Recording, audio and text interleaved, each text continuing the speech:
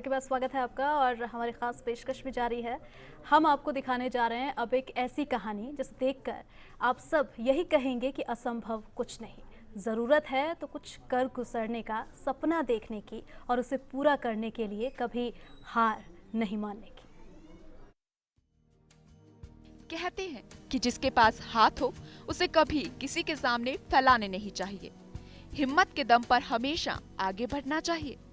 लेकिन जिसकी हम बात कर रहे हैं उसके हाथ ही नहीं है, लेकिन फिर भी उसने किसी का सहारा लेना नहीं स्वीकारा और खुद के दम पर बन गई आत्मनिर्भर। किसी के ऊपर भरोसा ना करें, अपने बलबूते जो भी चाहे कुछ करें तभी आपका होगा।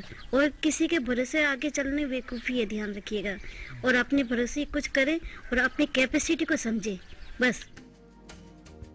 सरस्वती का कुछ करने का सपना ही तो था कि बिना हाथों के आज वो फर्राटे से लिखती है और जब लिखती है तो हर अक्षर मोती की तरह चमकता है। पढ़ाई के लिए ये सरस्वती का जुनून ही तो है कि उसने अंग्रेजी में एमए कर लिया। सरस्वती सिर्फ लिखती ही नहीं बल्कि हर वो काम उतनी ही खूबसूरती के साथ करती है जितनी कि कोई आम इंसान। जरा ये देखिए कितनी आसानी और महारत के साथ सरस्वती पैरों से सिलाई मशीन को चला रही है। इसे जो भी देखता है देखता ही रह जाता है। सरस्वती की महारत और मेहनत की कहानी सिर्फ इतनी ही नहीं है। सरस्वती कंप्यूटर पर भी आसानी से काम करती है और आज बतौर कंप्यूटर ऑपरेटर काम करती है। ये सब सरस्वती के लिए आसान नहीं था, लेकिन इसे आसान बनाया सरस्वती के पापा ने, जो हर वक्त सरस्वती के साथ उसके हाथ बनकर रहे।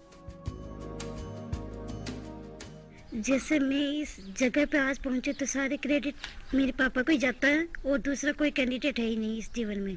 कहते हैं कोई भी सक्षम हो उसके पीछे किसी न किसी का हाथ होता है, चाहे लेडीज हो या जेंट्स हो। इसलिए कहती हूँ पहले तो माता पिता अपने बच्चे, कोई भी बच्चे को पीछे ना करें। सरस्वती के बारे में बस यही कहना चाहेंगे कि कौन कहता है कि उड़ने के लिए पंखों की जरूरत होती है। हौसले के दम पर भी बुलंदियों को छुआ जा सकता है। वेस्ट इंडिया के लिए नागौर से यूनुस केसावत की रिपोर्ट। लीला जी, अभी हम सरस्वती की कहानी देख रहे थे। उससे पहले लक्ष्मी का जिक्र हमने किया था। लक्ष्मी से मेरी मुलाकात दिल्ली में हुई थी, जिस पर एसिड अटैक हुआ था और पूरा चेहरा उनका जल गया था और 5 साल वो अस्पताल में रही है मल्टीपल ऑपरेशंस के बाद। और अब वो खुद एक पूरा एनजीओ चलाती हैं जो एसिड अटैक की जो लड़कियां हैं। पिछले दिनों 5 मार्च को अंतर्राष्ट्रीय महिला दिवस के मौके पर ही अमेरिका में उनको बहादुरी का अवार्ड मिला है। फिर सरस्वती की हम कहानी देख रहे थे, उससे पहले अलवर की महिलाओं की कहानी देख रहे थे। ये सब कहानियाँ प्रेरणा देती हैं हमें, लेकिन जो महिलाएं सक्षम हैं वो क्यों नहीं खड़ी हो पा रही? देखिए जो दो स्थितियाँ कहानियां ज़्यादा ताकत देती हैं। जी नहीं, अभी जो हमने 2 कहानियां देखी, लक्ष्मी की और उसकी, तो एक ने कहा कि मेरे पिताजी पूरी तरह मुझे सपोर्ट करते रहे और दूसरे को एक ऐसा साथी मिला जो उसे इतनी हद तक, जो कि बहुत असंभव था। तो जैसे मैंने पहले भी ये कहा कि हम 2 पुरुष और नारी 2 पहलू हैं, अगर वो दोनों मिलते हैं तभी हम सक्षम और आगे बढ़ सकते हैं। तो मेरा यही सवाल हमेशा मैं बोलती रहूँगी कि जो भी नारी कुछ करना चाहती है, अगर उसको किसी का भी साथ मिल जाता है तो वो आगे बढ़ जाती है। ऋतु जी, लीला जी कह रही हैं बात बहुत अच्छी है, लेकिन प्रैक्टिकली पॉसिबल है? तो जब आपने कहा क्या कि ये विपरीत परिस्थिति में ही काम करती हैं, या उस पर एक बात याद आ गई जो रूजवेल्ट ने कहा है, women are like tea bags, you will know how strong they are when they put in hot water। से काफ़ी तो वो विपरीत परिस्थिति वाली बात याद आई, इसलिए मैं आपको कह रही हूँ। लेकिन आप ये क्यों कह रहे हैं कि जो सक्षम हैं वो क्यों नहीं आगे आती हैं?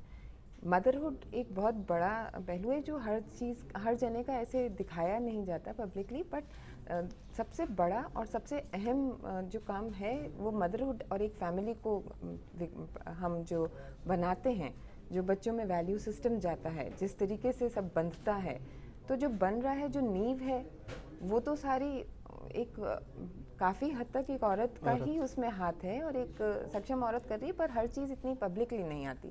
जो डिफरेंट है वो आप मीडिया में दिखाते हैं, सो बिकॉज दे डिफरेंट, तो आप उसको उसके रेणु बारे जी, लीला जी ने एक बड़ी बात कही कि दोनों लोग एक दूसरे को वो करते हैं, मदद करते हैं, हस्बैंड वाइफ या मेल फीमेल दोनों। लेकिन मैं ये जानना चाहता हूँ कि ये बात डिस्कशन में, भाषण देने के लिए आप भी प्रवचन देते रहते हैं बहुत, तो वो सब में तो चलता है, प्रैक्टिकली ये पॉसिबल होता है क्या? अभी पिछले दिनों हम धर्म पर चर्चा कर रहे थे इसी कार्यक्रम में, तो उसमें एक शास्त्री जी ने, आचार्य जी बड़े विद्वान लोग थे, उन्होंने कहा कि हम तो यत्र नार्यस्ते पूज्यन्ते की बात करते हैं कि हम तो, और फिर माँ के चरणों में पुरुष का स्थान है। मैंने कहा ये बात तो ठीक है, माँ के चरणों में पुरुष का स्थान है और पुरुष के चरणों में पत्नी का। देखिए, अलग अलग रोल्स हैं। जैसा रितु जी ने बताया कि जो मदरहुड है इतनी बड़ी ब्लेसिंग है, जो ईश्वर ने जब ये देखा कि इसकी जिम्मेदारी को कौन ज़्यादा अच्छी तरीके से संभाल सकता है, तो उसने औरत को चुना उसके लिए। लेकिन ये बात सच है कि उसको जो समाज और परिवार में जो स्थान मिलना चाहिए वो स्थान नहीं मिलता है। कभी उसको झगड़ना पड़ता है, उसके लिए लड़ना भी पड़ता है। और लेकिन जब उसको किसी का साथ मिल जाता है, अभी जैसे उनको उनके पति का साथ मिला। बीथोवन दुनिया के इतने बड़े संगीतकार थे, वो बहरे थे, लेकिन उनकी माँ को ये विश्वास था कि मेरा बेटा ज़रूर इस काम को करेगा। तो किसी का विश्वास उसमें होता है तो भी बनता है। लेकिन विद्रोह भी करना पड़ता है नारी को आगे जाने के लिए। बट माकूल परिस्थितियाँ हो तो उससे बढ़कर और क्या हो सकता है। लेकिन माकूल परिस्थितियाँ कितनी होती हैं और महिलाओं को लेकर कितना अपराध बढ़ रहा है, इस पर चर्चा करेंगे प्रगति के साथ। कि प्रगति बताएंगी कि क्या रिपोर्ट है महिलाओं के अपराध को लेकर। बिल्कुल, इसमें कोई दो राय नहीं है विजय जी कि महिलाएं आज अपने दम पर तेज़ी से आगे बढ़ रही हैं, लेकिन सरकार उन्हें जो प्रॉपर सिक्योरिटी मिलनी चाहिए, जो सुरक्षा मिलनी चाहिए, वो मुहैया नहीं करा रही है। वैसे ये हम नहीं कहते, ये आंकड़े बयां करते हैं। आज महिला दिवस है, हमने आपको कई ऐसी महिलाओं से रूबरू भी करवाया, अपने दर्शकों को रूबरू करवाया जो कि मिसाल बनी है। लेकिन साथ ही ये भी बताना यहाँ ज़रूरी हो जाता है कि महिलाएँ सुरक्षित नहीं हैं। इस रिपोर्ट में देखिए। जयपुर से जुड़े इस शर्मनाक सच को भी छोड़ दें तो राजस्थान के हालात भी कम गंभीर नहीं। 3 करोड़ 31 लाख की महिला आबादी वाले 2049 बलात्कार की घटनाएं पुलिस थानों में दर्ज हुई। 2679 महिलाओं के अपहरण के मामले पुलिस रिकॉर्ड में दर्ज हैं और 13,300 महिलाओं ने अपने साथ पति या ससुराल वालों द्वारा पीड़ित करने की रिपोर्ट दर्ज कराई है। समाज इस शर्मनाक तथ्यों से शर्मसार है। आइए ग्राफिक्स के जरिए नजर डालते हैं महिला अत्याचार के आंकड़ों पर। दहेज के कारण मृत्यु 2011 में 514, 2012 में 478 और 2013 में 453। दहेज के कारण आत्महत्या 2011 में 198, 2012 में 149, 2013 में 179। महिला उत्पीड़न के कितने मामले दर्ज हुए? 2011 में 12,218, 2012 में 13,312 और 2013 के अंदर 15,094। दुष्कर्म के मामले 2011 में 1,800, 2012 में 2,049, 2013 में 3,285। छेड़छाड़ के मामले 2011 में 2,447, 2012 में 2,352, 2013 में 4,829। यानी आंकड़ों से सामने आए सच पर राजनीति तो हो रही है, लेकिन इस सच को सुधारने के उपाय नहीं। और ये सच यूं ही डराता रहा तो वो दिन दूर नहीं जब सैलानी राजस्थान में आने से और महिलाएं राजस्थान में बसने से बचती रहेंगी। फर्स्ट इंडिया के लिए जयपुर से लाल सिंह फौजदार की रिपोर्ट। रेणु जी, एक सच ये भी है, महिलाओं को लेकर जो अपराध लगातार बढ़ रहे हैं, कुछ स्थानों पर बढ़ रहे हैं, कुछ मान लीजिए बराबर भी चल रहे हैं, लेकिन जो स्थिति है वो क्या महिलाओं को एक सुरक्षित स्थान देती है, या हम एक समझते हैं कि एक सिविल सोसाइटी में हम जी रहे हैं? ये जो मुद्दा है, और ये मामले तो सिर्फ रिकॉर्ड वाले हैं। बहुत सारे मामले मैं समझता हूँ इससे कई ज़्यादा गुना में वो रिकॉर्ड भी नहीं होते मामले, खासतौर से डोमेस्टिक वायलेंस के मामले हों यदि। रोंगटे खड़े कर देने वाले हैं ये आंकड़े। और हम कितना भी महिला सशक्तिकरण की बात करें, कितना भी हम उनको एजुकेट करने की बात करें, लेकिन ये बात तय है कि वो फिजिकली पुरुष से वीक है, कमज़ोर है। हालांकि कुछ एग्जेम्पलरी ऐसे इंसिडेंसेस देखने को मिलती हैं जब उन्होंने हौसले दिखाए हैं, लेकिन आम तौर पर ये बात तय है। मुझे जो सबसे ज़्यादा ये जो बढ़ते हुए आंकड़े हैं, और इनफैक्ट मैं तो ये सोचती हूँ कि पुराने ज़माने में जो फेटिसाइड होता था, विमेन फेटिसाइड, उनके पीछे यही खौफ रहे होंगे कि बच्चियों के साथ जो वारदातें हो रही हैं। तो सबसे पहले मुझे लगता है कि इनकी जो सज़ाएं हैं वो बहुत कड़ी होनी चाहिए। अरब देशों में क्यों नहीं इस तरीके की वारदातें होती हैं, दूसरे कंट्रीज़ में क्यों नहीं हो रही हैं? तो जब तक जुडिशरी एक फास्ट ट्रैक बेसिस के ऊपर काम नहीं करेगी या सज़ाएं जब तक कम नहीं होंगी, जल्दी से नहीं होंगी, तब तक शायद इसको रोक पाना बहुत मुश्किल काम है, और इसको रोकना निहायत ज़रूरी है आज। जी रितु जी, आपको लगता है कि केवल फिजिकली वीकनेस इसका एक बड़ा कारण है, या एक फाइनेंशियल जो डिपेंडेंसी है वो, और एक मेंटली वीकनेस कि हम अपने आप को खुद कमज़ोर समझते हैं? जी, मेरे को ये लगता है कि जो वैल्यू सिस्टम है फैमिली का, हम ऊपर से कुछ लाने के लिए कि उनको ज़्यादा, जैसा रेणु जी बोल रहे हैं कि सज़ा ज़्यादा हो या कई नियम आते जा रहे हैं, पर कहाँ क्या हिल गया, नीचे से जो बुनियादी तौर पे हिल चुका है उसको हम फिर से क्यों नहीं बांधते। वैल्यू सिस्टम जो घटता जा रहा है, जिसको मैं पहले भी बोल रही थी कि जो इंडिविजुअलिस्टिक फैमिली वैसा सा हमारा नेचर होता जा रहा है, उसको बांधने की जरूरत है। तो मैं इससे उलट समझता हूँ, मेरा एक्सपीरियंस मैंने जो देखा है वो तो उलट है। जिस आप वैल्यू सिस्टम की बात कर रहे हैं उसमें तो औरतों की हालत ज़्यादा खराब थी। Sorry to say। जी, औरतों की हालत आप किस जमाने में खराब बता जिस जमाने की आप बात कर रहे हो वैल्यू सिस्टम में, मुझे लगता है कि अब औरतों की स्थिति कंपैरेटिवली बेहतर हुई है। सुरक्षा को यदि मामले को छोड़ दिया जाए, अपराधों को छोड़ दिया जाए, तो भी अपराध हम वैल्यू सिस्टम के रास्ते से ही, मैं लीला जी से पूछूंगा, वैल्यू सिस्टम के रास्ते से ही औरतों को दबाने और अपराध का काम करते रहे। आपको नहीं लगता ऐसा? नहीं, सबसे पहले तो मैं उस बात पे जोर देना चाहूँगी कि सज़ा बहुत ज़्यादा होनी चाहिए। जिस दिन ये खौफ आ जाएगा, आज भी मैं ये कहूँगी कि मेरे पिताजी कहा करते थे कि ब्रिटिश के टाइम पे जैसा भी हो, पर इतना स्ट्रिक्ट रूल होता था कि सब लोग डरते थे। लॉ हम तो इतने बेटियों को स्ट्रिक्ट ये होते सिखाते थे। हैं कि ससुराल में चुप रहना, शिकायत मत करना। ठीक है, जैसे ससुराल में तो ऐसा चलता रहता है। जी, किस नहीं वैल्यू नहीं, सिस्टम की आप पहले बात मैं कर रहे वो ये कहूँगी कि सज़ा बहुत कड़ी होनी चाहिए। अब हम ये कहेंगे कि बेटियों को जो वैल्यूज़ को रखते हुए, ये नहीं है रिवोल्ट नहीं करना है, पर वैल्यूज़ को रखते हुए अपने आप को का समाधान खोजना है। बेसिक या, रिस्पेक्ट जो है जी, फैमिली में, या, वो सीखना है। तो जब वो चीज़ आने लगेगी घर में, पर बच्चे वो देखेंगे तो आगे चल के वो भी रिस्पेक्ट करेंगे। आज विश्व में महिलाओं ने जमीन से लेकर चांद तक अपनी जगह बनाई है। ऐसे में अगर किसी भी महिला की शिक्षा की नींव पंचमुखी शिक्षा से जुड़ी हो तो उसको आसमान छूने से कोई नहीं रोक सकता। इस रिपोर्ट में देखिए।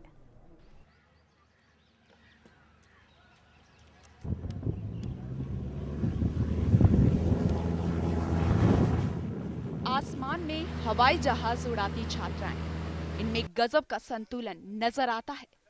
हाथ में 3 कमान, बंदूकें हो तो निशाने पर नजर होती है, नृत्य की कलाएं हो तो पारंगता होती है, विज्ञान की बात हो तो जुनून होता है।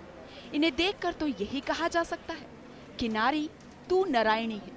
और खुद छात्राएं भी कहती हैं कि हम पंखों से नहीं हौसलों से उड़ा करते हैं। Flying is a very nice experience, और इसमें हमें स्टूडेंट पायलट लाइसेंस मिलता है। यहाँ पे हमने 8th सेमेस्टर में हम डिज़ाइन के अंदर कम्युनिकेशन डिज़ाइन और फैशन एंड लाइफस्टाइल डिज़ाइन दोनों सब्जेक्ट्स के बारे में पढ़ते हैं।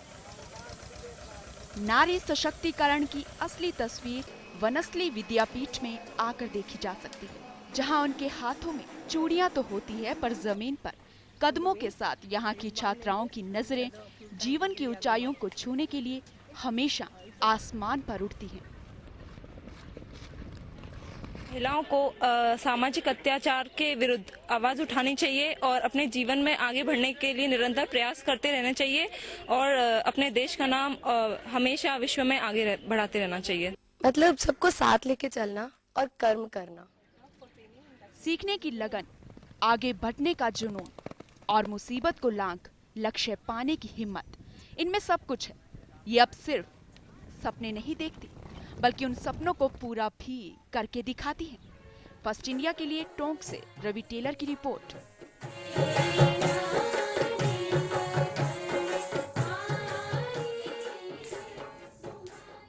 रितु जी, आप भी एजुकेशन फील्ड में बहुत काम कर रही हैं, सोशल सेक्टर में। क्या परेशानी आपको महसूस हुई है कि लड़कियों को जो पढ़ने से रोकती है?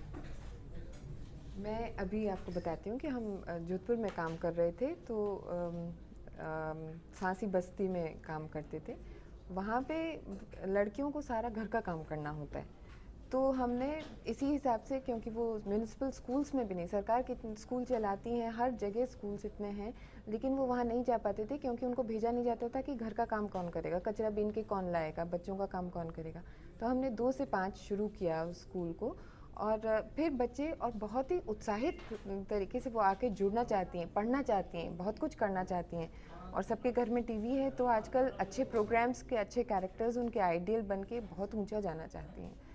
कुछ चीज़ें हैं वही परिवार। मैं एक वहाँ स्टडी पढ़ रहा था जिसमें था कि गांवों में 60% से ज़्यादा जो बच्चियां हैं उनको अपने छोटे भाई बहनों को पालने में ज़्यादा वक्त निकालना पड़ता है जी, और वही एक वजह होती है कि उनको आगे नहीं बढ़ने का मौका मिलता है। जी। और घर के साथ क्योंकि फाइनेंशियल स्थिति उनकी ठीक नहीं है, तो हाथ बटाना पड़ता है और काम माँ के साथ या जैसे घरों में काम करती हैं वहाँ पे जाना पड़ता है।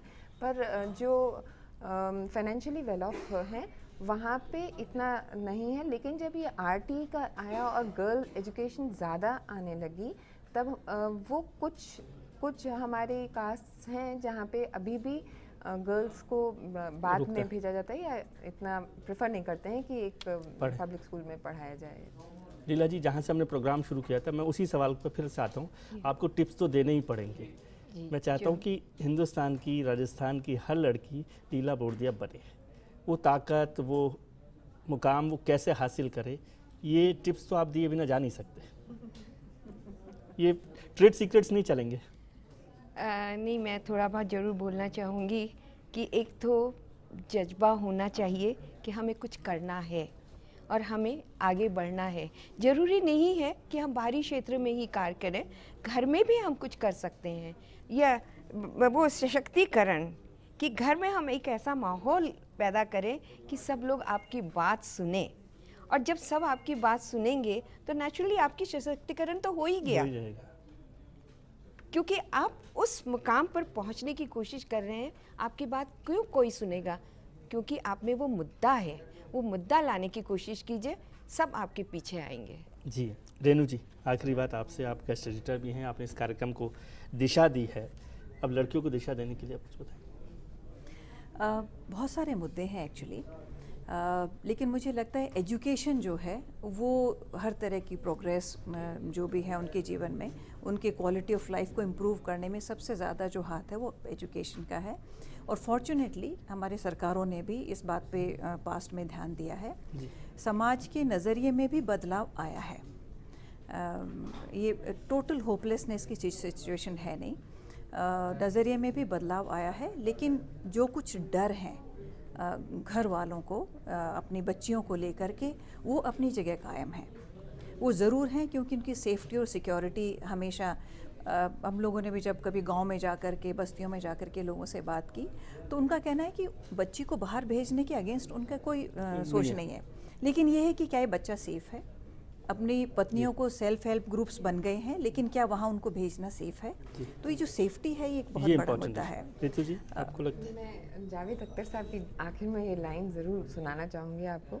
सूरज की कड़ली है किसी ने चोरी, सूरज की कड़ली है किसी ने चोरी, आओ मिलकर एक नया सूरज ढूंढें, और न मिले तो किरण किरण जमा कर फिर एक नया सूरज बनाए। क्या बात है, बहुत खूबसूरत बात की है। किरण किरण जमा करके एक नया सूरज बनाए। आप सब लोगों का बहुत बहुत शुक्रिया। रितु जी आपका भी, लीला जी आपका भी, खासतौर से रेणु जी आपका बहुत बहुत शुक्रिया। और प्रगति मेरी सहयोगी है जिसके बिना हमारे यहाँ काम चलता नहीं है। तो आप सब लोगों का बहुत शुक्रिया कि इस खास कार्यक्रम में हिस्सा लिया। कल फिर हाजिर होंगे हम नए मुद्दे, नए मेहमानों के साथ। तब तक के लिए खुश रखिए, खुश रहिए, और वंस अगेन हैप्पी विमेंस।